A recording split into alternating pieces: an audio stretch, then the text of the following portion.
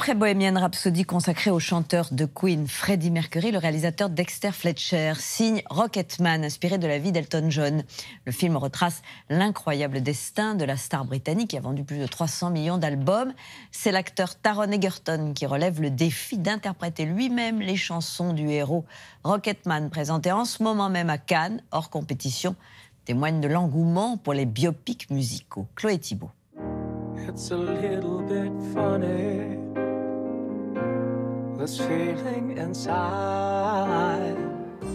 C'est un biopic qui tombe à pic.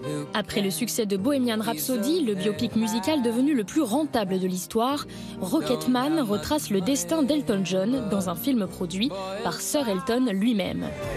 Peut-être que j'aurais dû être plus banal. Tu n'as jamais été banal. Depuis une trentaine d'années, les biopics musicaux se suivent, se ressemblent parfois, nous font vibrer souvent et nous promettent toujours de nous replonger au plus près des artistes qu'on aime. Alors, comment s'est constitué ce genre cinématographique? Quels sont ses codes, mais aussi ses clichés? On vous explique la recette du biopic.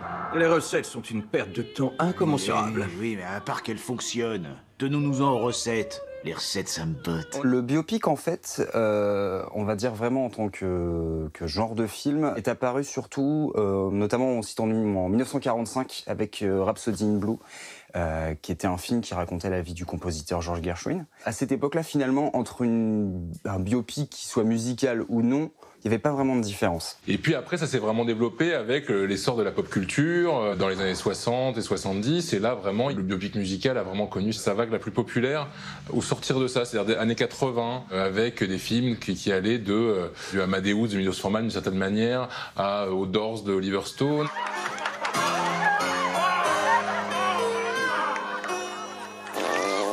Surtout le biopic musical est né aussi avec l'essor de l'industrie musicale. À un moment, on a compris qu'il y avait un double profit d'utiliser le catalogue des artistes et d'en faire un produit de cinéma. Les deux étaient un produit d'appel l'un pour l'autre, ça permettait de vendre des films et de vendre des disques des deux côtés. Alors, et les paroles dans tout ça? À titre d'exemple, la bande originale de Bohemian Rhapsody s'est écoulée à près de 3 millions d'exemplaires dans le mois suivant sa sortie. En 2018, consacrer un biopic à Freddie Mercury, c'était s'inscrire dans un modèle créé dès l'origine du genre. Très rapidement, ce qui se met en place et qui va vraiment faire le modèle du biopic musical, c'est quand même, on va dire, des rockstars. C'est vrai que le destin tragique est un peu le principe fondateur du biopic, c'est-à-dire on va plus facilement faire un biopic sur Amy Winehouse, il y en a un qui se prépare. Il y a eu un biopic sur Jimi Hendrix qui est pas sorti en France d'ailleurs. Last Days de Gus Van Sant n'est pas vraiment un biopic, mais c'est sur Kurt Cobain. Il y a comme ça voilà, la célèbre lignée des artistes rockers morts à l'âge de 27 ans. Donc eux, c'est vraiment les sujets de biopic typiques. Oh oui, génial. Tu sais quel pouvoir ça a, une photo? Une seule image conditionne des millions de gens. Où sont les Doors? Ici. Ici, oublie les Doors. C'est toi qu'ils veulent, c'est toi les Doors. Allez. Ah oui, c'est bon. Pour le processus narratif, c'est très très précis. Souvent, on commence par une scène un peu culte, c'est-à-dire des images de concert, d'un concert marquant. Et puis après, on revient directement dans la jeunesse. Hé, le Paki, t'en as loupé une! Je suis pas pakistanais. Donc il y a l'ascension, il y a la gloire, il y a souvent la déchéance par l'alcool ou je ne sais quel trauma. Un procédé assez récurrent, c'est de finir sur une image fixe. Justement, l'artiste en concert applaudit et de dire machin a vécu jusqu'à je sais pas quel âge, ou alors il a été introduit au Hall of Fame du rock derrière, ce genre de trucs. Mais puisqu'on parle avant tout de biopic musical, comment ces films mettent-ils en scène la musique ? Souvent, c'est assez basique, c'est-à-dire qu'on voit la création d'un morceau, alors ça commence, il est devant sa petite feuille, puis alors ça coupe, on est en studio. Puis alors ça coupe, on est en concert, puis alors on voit les disques qui sont pressés, puis on voit les fans. C'est souvent ça.